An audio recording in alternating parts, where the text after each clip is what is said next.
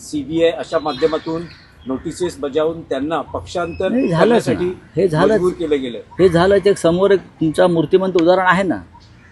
याच वास्तूमध्ये माझा छळ करत होते ना ईडीवाले येऊन इथेच तुमच्या समोर. इथूनच मला अटक करून तुरुंगात घेऊन गेले, माझा काही संबंध नसताना कोणत्याही प्रकरणाशी.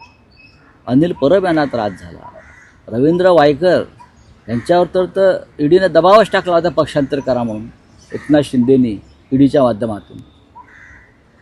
जे घाबरले नाही, ज्याने छत्रपती शिवाजी महाराज, संभाजीराजे आणि हिंदुहृदय सम्राट बाळासाहेब ठाकरे यांचा आदर्श बाळगला, ते शरण गेले नाहीत.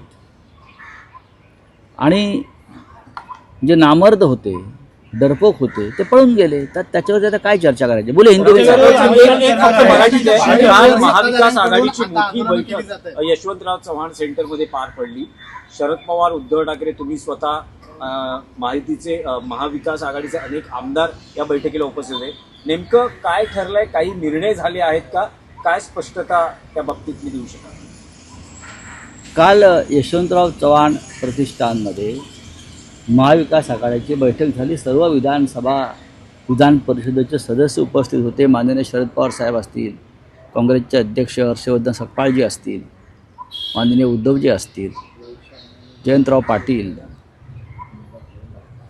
आमचे विरोधी पक्ष नेते अंबादास दानवे, भास्कर जाधव, सगळे प्रमुख नेते तिथे उपस्थित होते. आणि सगळ्यांनी, जरी आपली संख्या 50 असली तरी ही संख्या